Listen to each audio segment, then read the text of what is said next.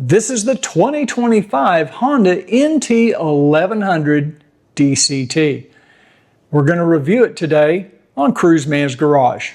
This video is sponsored by Cruiseman's Garage Honda Goldwing Maintenance Video Series. Hey everybody, welcome back to Cruiseman's Garage. As you can see, we've got a brand new 2025 Honda NT1100 DCT in the garage today. Now, over the past couple of weeks, I've been watching a lot of videos on YouTube where people have been reviewing this NT1100. Some of them are overseas in Europe, and some of them are here in the United States. This bike has only been available here in the United States for just a few months, but it has been in Europe for maybe 3 or 4 years. I know it's been at least 3 years, and it's been extremely popular in Europe. And I think once we dive into this motorcycle a little more detail, you're going to find out why. Now, my review is going to be a little bit different than what I've seen other reviews, and I think what you've maybe found. If you're interested in this NT1100, please watch this video to the end, because I think I'm going to give you some information you're not going to get in any other video, at least not that I've seen. The wheelbase on this NT1100 is 60.4 inches with a 32.3-inch seat height. This gas tank holds 5.4 gallons and should be good for about 250 miles of riding. The NT1100 weighs in at only 547 pounds. The NT1100 is really a bargain at only $11,899, maybe $11,900. There might be some destination charges added to that. Now, that does not include these saddlebag or panniers, as they call them in Europe. That'll set you back about another $1,000. But even for $13,000, this is a lot of motorcycle. The NT1100 rides on these 17-inch cast aluminum wheels, front and rear. The front tire is a 120/70, and the rear tire is a 180/55. This bike came equipped with Dunlop tires. So from underneath the bike, we can see the radiator there in the front. If we come down underneath, there is a plastic cover. It's not metal. I guess that is to maybe protect the oil filter, but it's basically, it's just plastic. It's not metal. I'm sure there's aftermarket engine guards that would replace that. And it leaves the crankcase pretty much exposed. It does not cover that or protect it. I don't know if that's for aerodynamics or if it is to protect the oil filter. The 2-into-1 exhaust and muffler, I think it's actually pretty nice looking. It comes up here, sweeps up on the right side. It's not high enough to make it an off-road vehicle like an Africa Twin, but it still kicks it up, and I think it has a nice profile to it. Now, these optional panniers are really nice. They are removable. You can take them off, so if you're staying in a hotel, you can take them off the bike with you. They have the lock from the key that comes with the bike, and they have a nice strap to keep them from, falling completely open. It also has a little security band in here, if you can see that, to hold your contents in. Now, this one came equipped with this optional luggage. I believe this is like another $165 for that. But the pannier itself is pretty large. I'd say larger than the one on the Honda Goldwing. And each one of these on each side of the motorcycle will hold a full face helmet. I have tested it. Now, if you remove that little strap, and you can see you've got quite a bit of space, not just inside the pannier, but the lid itself is pretty deep dish. I think these panniers are larger than they were last year. I think they've increased the volume. This is the one on the right side. Let's go take a look at the one on the left side. Got my cap in there.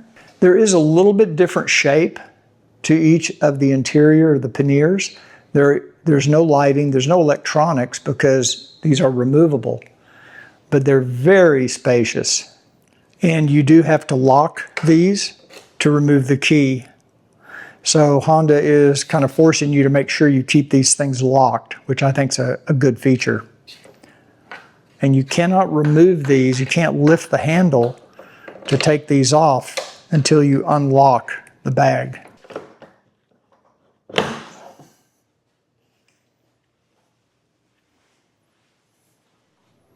Here you can see the two mounting slots that hold these panniers in place.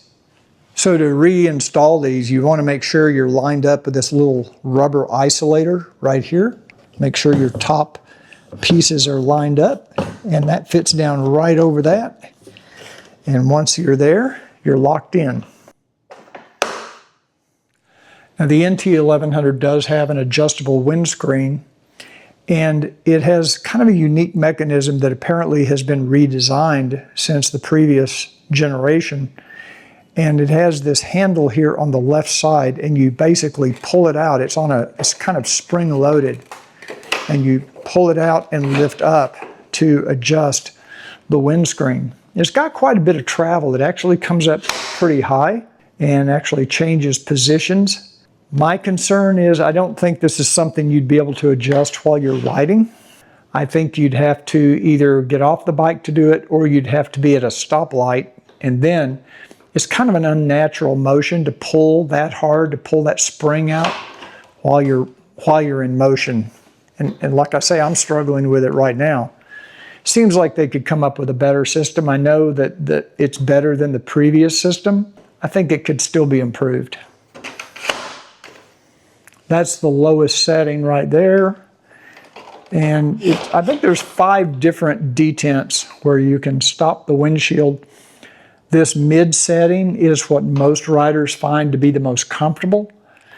I've been trying it on the highest setting, and you still do get a lot of wind, or I do. I really do think an aftermarket windshield is going to be a good addition for this bike if you plan on doing a lot of touring on the highway.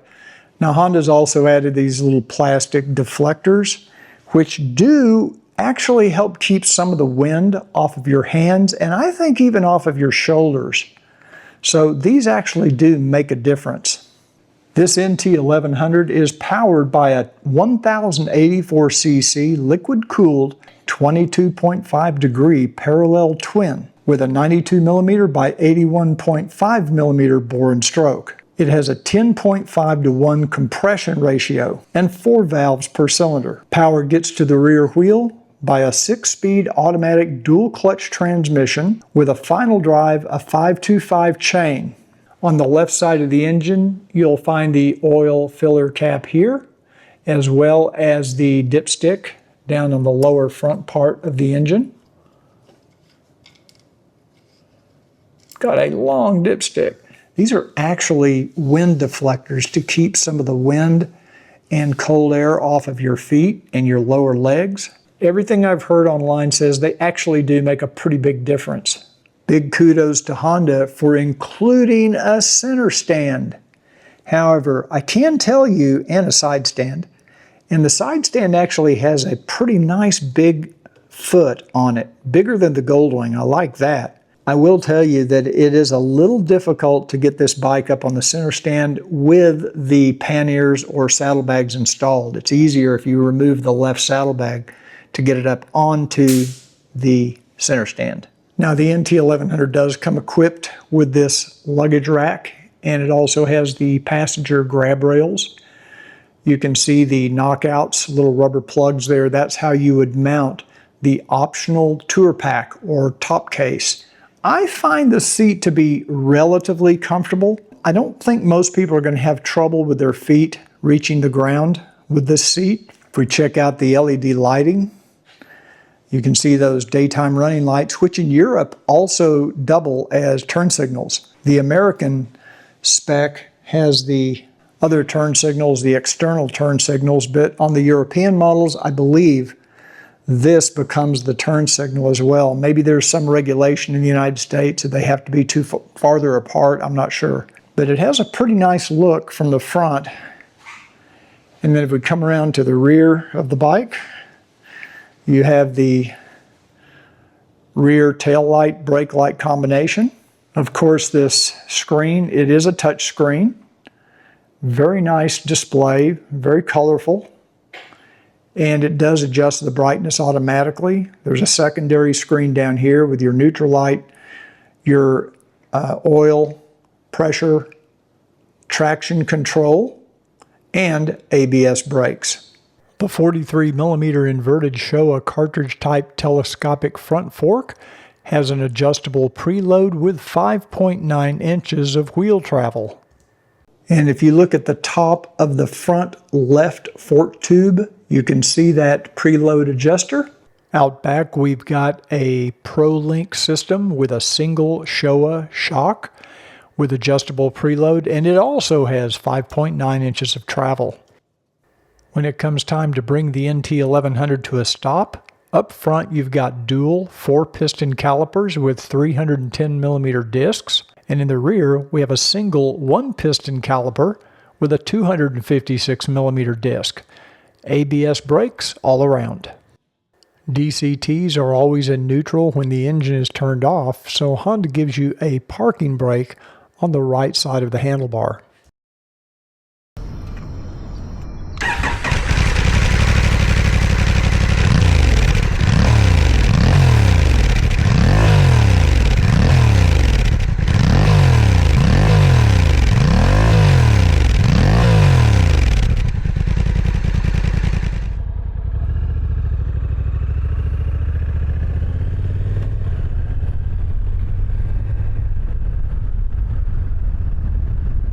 So just riding through the neighborhood, getting ready to take this NT1100 out and do a couple of little runs to get some video. I've ridden the bike now probably a total of 400 miles over the last few weeks, and it's a very easy bike to live with for someone my size. It's got a very comfortable seating position.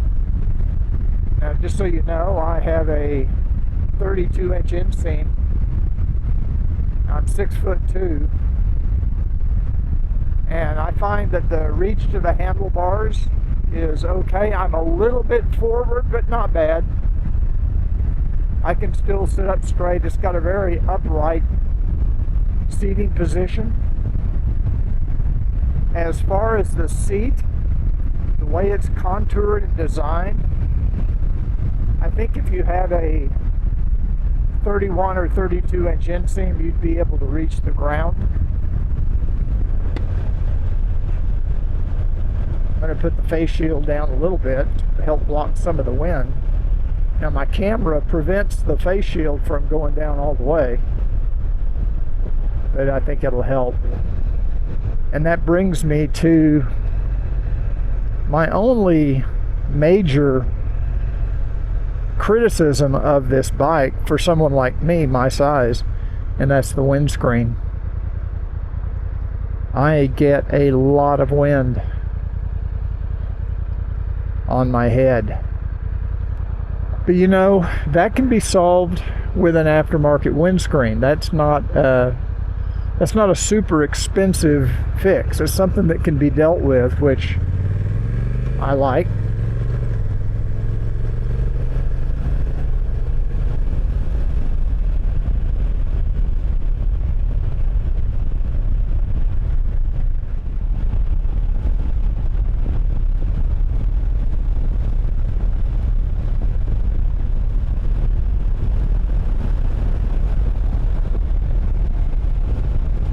Now I'm riding in urban mode, and I found the tour mode on this bike to be similar to the economy mode on the Goldwing. It just doesn't seem to have as much get up and go in tour mode, but in urban mode it is pretty nice. I also like the fact that you can have your own custom user modes where you can set the power level, the engine braking, and the level of traction control. That's a really nice feature. I wish the Goldwing had that. And I believe this has 2 user modes.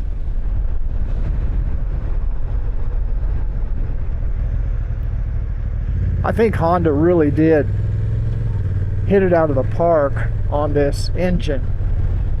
This 1100's engine is just really well suited for a lot of different platforms.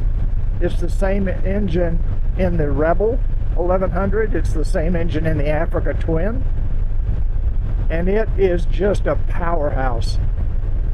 It has plenty of power.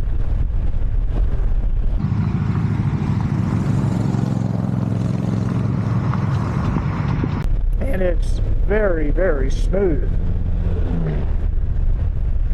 The power delivery is exceptional.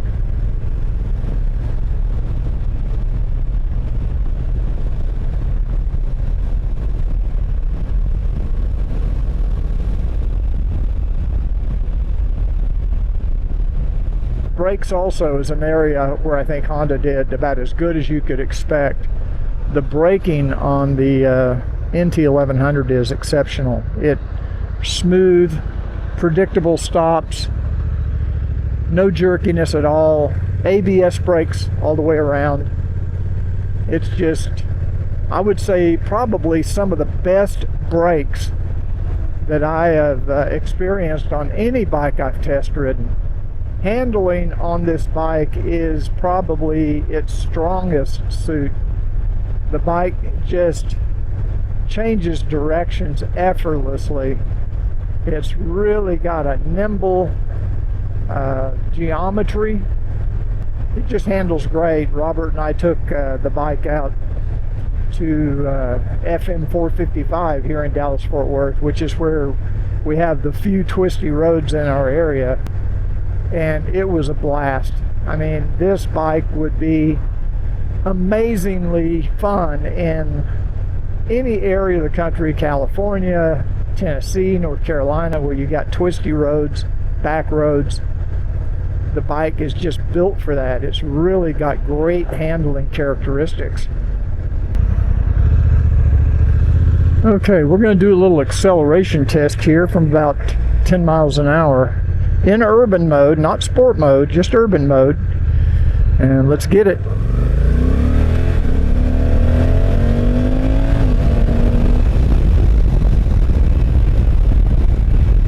Yeah. I'd be afraid to do it in sport mode. I'd be afraid the front wheel come off the ground. This thing has got endless amounts of torque and power.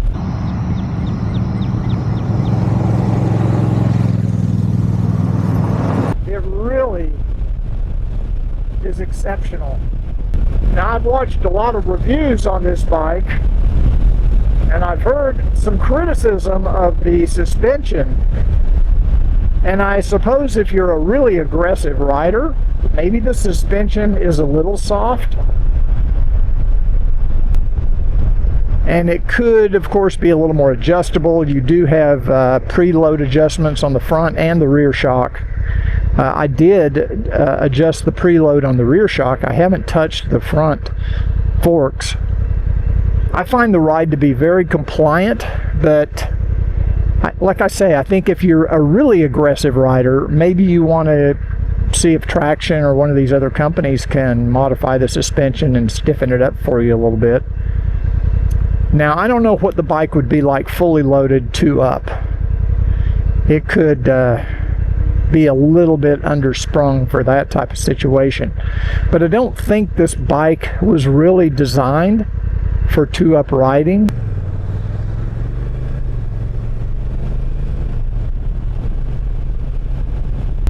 So I find the suspension to be very good. You have to remember the price point of this motorcycle. At under $13,000 or $14,000, depending on how you fit it out, this bike is a bargain.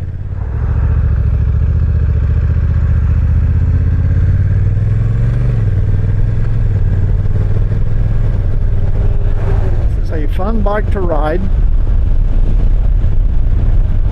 It's got all the power I would ever need. It handles great. I think it looks nice. It's comfortable, reasonably comfortable. I'd have to do something with the windscreen. Now, I don't think this is going to be a long distance touring bike like a Goldwing.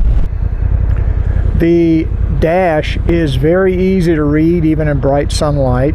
It is a touch screen, even though I never use it, and I don't think you can use it while the bike's in motion. And I don't care one way or the other about touch screens, but if I'm looking to nitpick and find fault with this motorcycle, it would be that the controls down here on the left-hand control are very complicated and hard to learn, hard to master. It's going to take a while. If you own this bike, it's going to take you a while to get used to all these switches. It's a little complicated. Now, a lot of the things that you do with these switches, you can also do with the touch screen.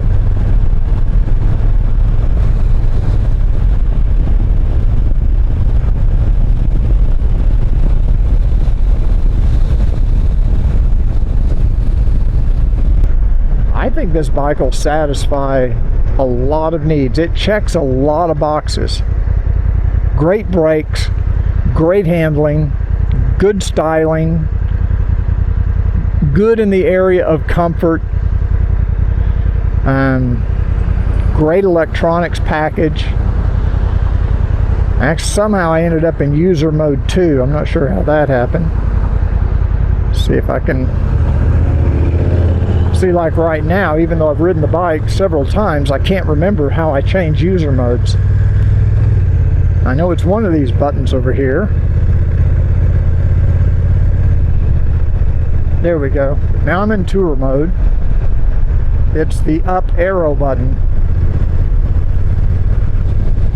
Now I'm in urban mode again.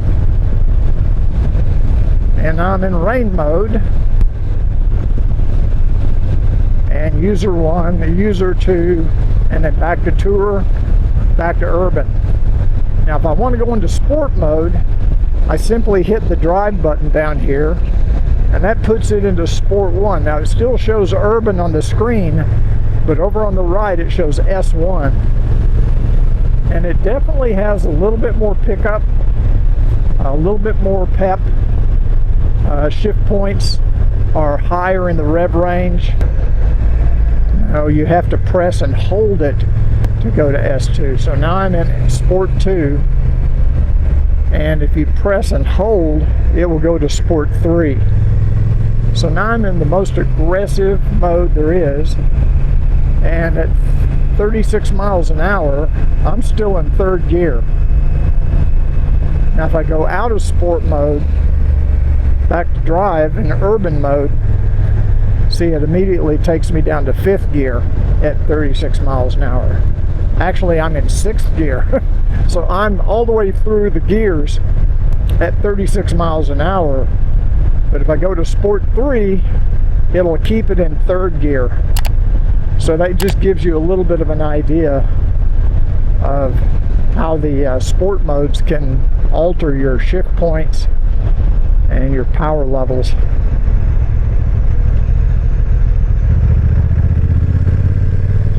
So what I'm going to do now is I'm going to go back to the garage, and I'm going to give you my final assessment of this NT1100 DCT.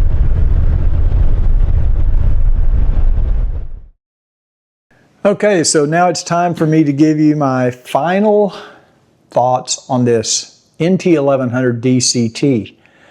Okay, in a nutshell, I love this bike. I think it is really amazing. I was impressed with the engine and transmission. Honda just has really done a great job with this 1100 DCT. You know, it's in the Africa Twin, it's in the 1100 Rebel DCT. And I mean, they've really refined and perfected this platform. The transmission and the power modes and the ECU are tuned perfectly for this type of motorcycle. What I love about this bike is it's kind of a utility bike. You could do anything with it. It's capable of doing some touring. especially if you've got these panniers installed. These things are large, roomy, very easy to use. And if you add the top box, you'd have a pretty nice little multi-day touring bike, especially for one-up touring. I don't think this bike is very well suited for long-distance two-up touring because this passenger pillion seat is really small. I just don't know how comfortable that's going to be for long-distance riding. For a weekend trip, maybe 200-300 miles in one day, you could probably get away with it. But if you want to do long-distance two-up touring, get a Honda Goldwing. Now, a lot of you that brings up another point. A lot of you have asked me, could this be an alternative to getting a Honda Goldwing? You know, why spend $30,000 over here on a Goldwing when you could dress this thing out with panniers and a top box and, you know, fully loaded for probably under $15,000, about half the price of a Goldwing. It's not a Honda Goldwing. Okay, this bike is not what I would call a two-up touring long-distance road bike. What you're getting for $14,000 or $15,000 all tricked out on this motorcycle is an incredible value. I mean, it's a tremendous value. The bike is very comfortable. I'm not crazy about the windscreen. I think I'd have to get an aftermarket windscreen because I'd get a lot of wind on the head, and that would drive me crazy on a 300-mile trip. It does, however, do a good job of protecting your legs and your lower torso, your arms, shoulders. These little winglets out here do an impressive job of protecting you from that wind. And they have some little foot guards down there on the bottom that keep the wind off your legs. Does a very good job of keeping the wind off your lower body.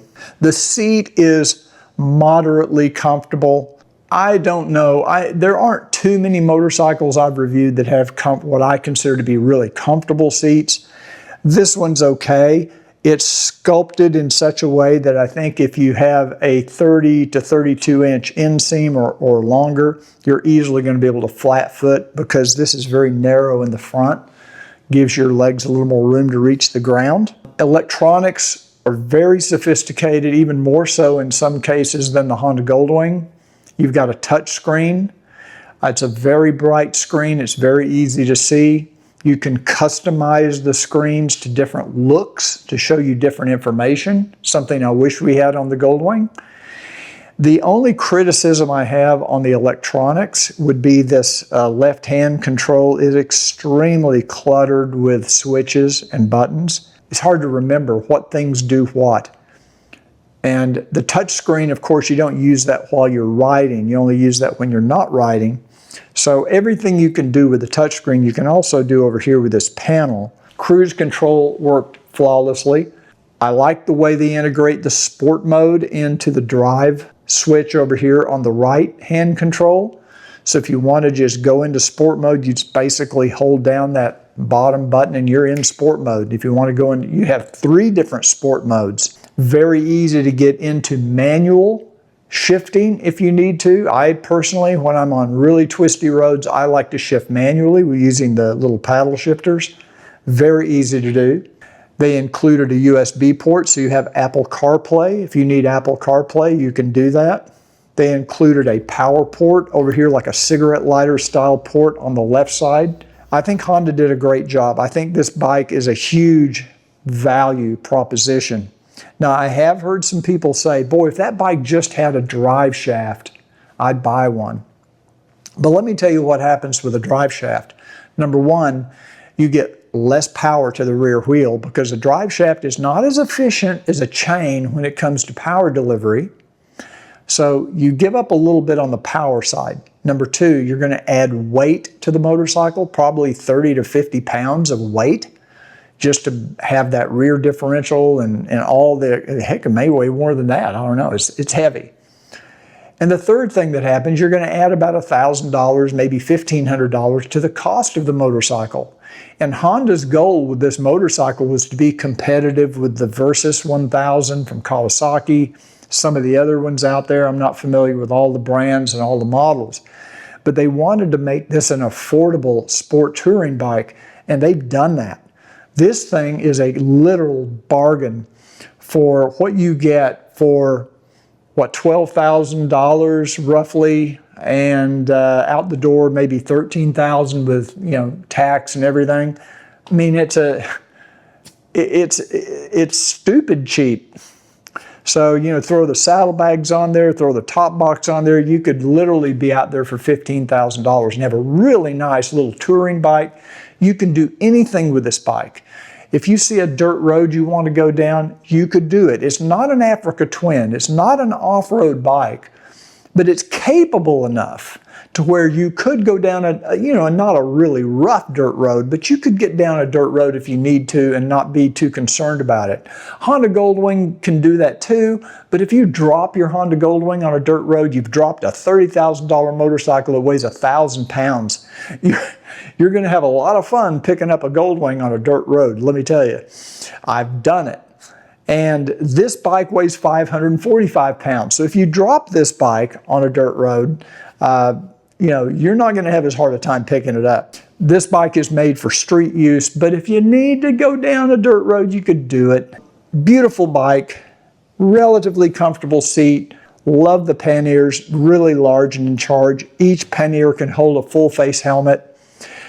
Good wind protection down below.